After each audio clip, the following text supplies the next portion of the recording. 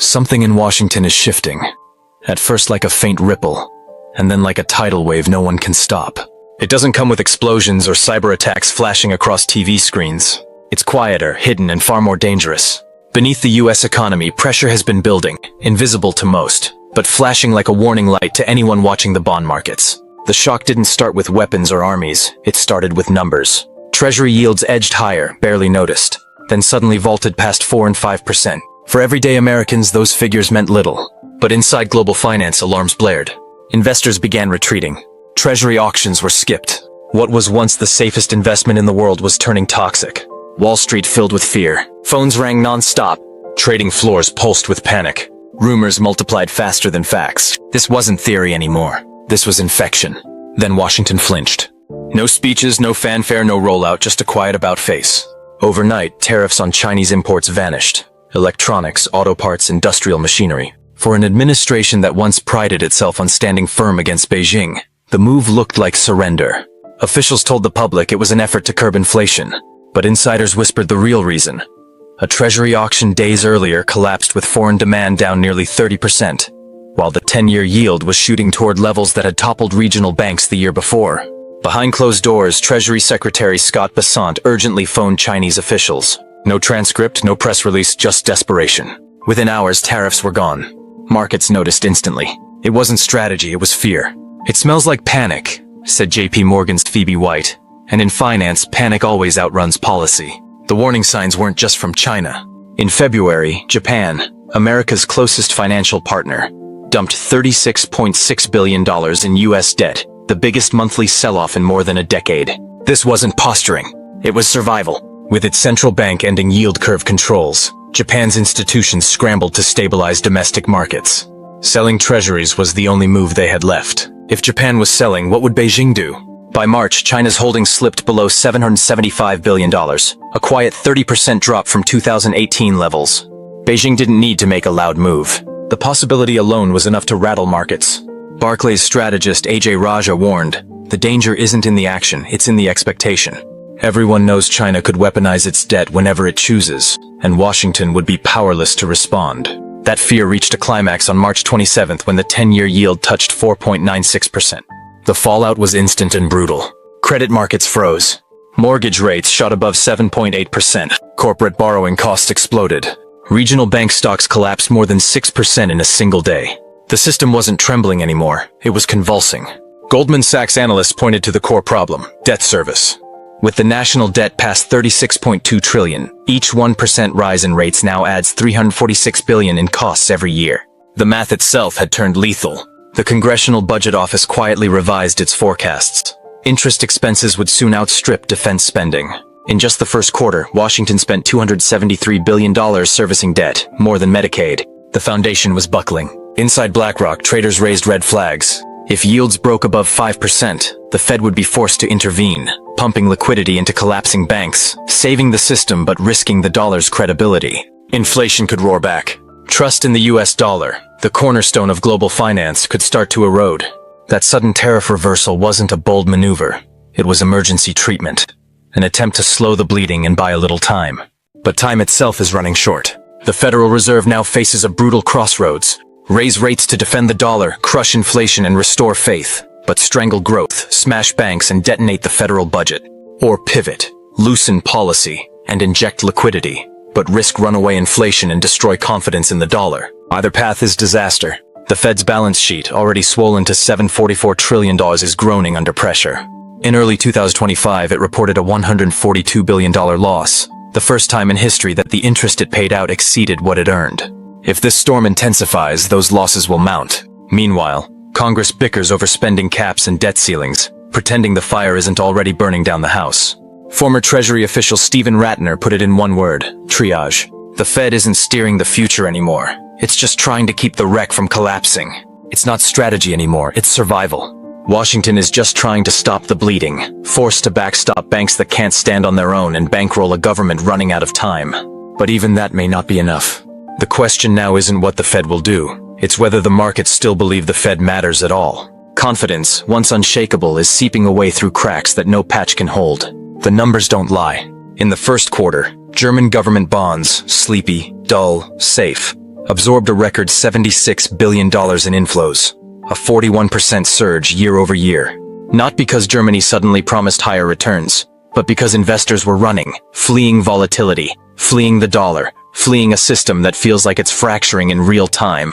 What began as a subtle tremor in the bond market has mutated into a direct challenge to US financial supremacy itself. And through it all, Beijing stays silent. The silence isn't passive, it's deafening, calculated, strategic. The exits are getting crowded, and in Washington the game has shifted. It's no longer about vision or strategy. It's about fear, perception, and a desperate race to keep the clock from hitting zero before the entire structure collapses. The center is no longer holding. In Washington, paralysis has hardened into dysfunction. In Tokyo, policymakers scramble, shielding the yen like it's wartime. The pillars of the old order are cracking, and while the West stumbles, the rest of the world is already adapting, rewriting the rules of survival in real time. The belief that US assets are untouchable, sacred, unbreakable, that belief is fading fast. Investors aren't just diversifying. They're running. And they're not running to Wall Street. They're running to Europe. Germany, once mocked as boring, has become the fortress, the last refuge in a storm that no longer feels abstract or distant. The dollar is unraveling, not in a sudden collapse, but in an erosion that feels impossible to stop. The dollar index has already slipped 3.8% since January. It's not just a number, it's a signal, a crack in the foundation. Faith is evaporating. Central banks from Brazil to Abu Dhabi are dumping dollars, not in anger but in anticipation, quietly rotating into euros and yen. They don't think those currencies are perfect. They just no longer think the dollar is inevitable. This isn't a correction. It's an exit, a slow-motion escape from a system built on US debt, US dominance, US gravity. A machine whose circuitry is now misfiring. Every day the fuse shortens. Every hesitation, every contradiction, every delay pushes the world closer to an edge it may not be able to retreat from. By March 2025, dollar reserves in global holdings fell to just above 57%, the lowest in more than 30 years. The symbol of stability is now a source of instability. Once the anchor of the global economy, the dollar has become the storm. Washington still tries to steer the ship, but the wheel is slipping. The maps are outdated, and the passengers are already eyeing the lifeboats. And while Washington reacts, China builds. Patiently, relentlessly, ruthlessly. A new financial world is emerging, one that doesn't need the dollar at all. The digital yuan is live. Bilateral trade in local currencies is expanding. Energy is priced outside of SWIFT. Infrastructure, agreements, settlements, all designed to bypass the US system. This isn't theory. This isn't future talk. It's happening now, in contracts signed, in pipelines financed, in code deployed. And it's bleeding into the real economy. Apple didn't negotiate exemptions for its iPhone supply chain because it wanted to. It had no choice. Over 60% of Apple's products are still assembled in China. Nearly all of its chip packaging is Chinese. When Tim Cook flew to Beijing in early 2025, it wasn't for optics. It was survival. What he told Washington wasn't diplomacy, it was a warning. Full decoupling would cost Apple over $21 billion and shatter its roadmap. Decoupling isn't policy, it's a cliff. And while corporations bend, families break. The Federal Reserve reports that 37% of Americans can't cover a $400 emergency without borrowing. Tariffs from the last trade war linger, costing households an extra $800 a year. Inflation surged again in 2024. Wages shrank. Pandemic savings dried up. Now new tariffs loom, threatening to push prices up another 12.4% on electronics, cars, clothes, even basics. Essentials are becoming luxuries. 61% of Americans are already cutting back on everything but necessities. The trade war meant to wound Beijing is gutting Main Street, and there's no safety net left. Inside the White House, policy is chaos. Tariffs imposed, then rolled back. China condemned, then quietly accommodated. Apple attacked, then exempted. A leaked Commerce Department memo confirms what markets already see. A government split in two. One camp demands separation. The other warns separation would trigger collapse. The result? Confusion. Disarray. Markets see weakness, not leadership. Trump's approval among independents has collapsed to 39%, dragged down by fear, instability, fragility. The Conference Board's index has been in freefall for 14 straight months, screaming recession before year's end. Goldman Sachs has cut growth forecasts to 1.2%. Investment is evaporating.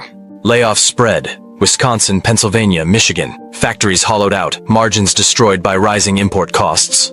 The comparisons to 2008 are no longer whispers. They're spoken openly. And yet no one blinks. The election looms. The markets won't wait. The world won't wait. Interest rate tweaks won't fix this. Targeted tariffs won't fix this. These are bandages on a systemic wound. The real shift is already under construction. China's campaign to dethrone the dollar isn't a warning shot, it's an architecture project. A financial world that no longer requires Washington. Oil in yuan. Commodities priced outside Western markets. Digital settlements controlled by Beijing. A system where the US lever no longer moves anything. This isn't the climax, it's the prologue.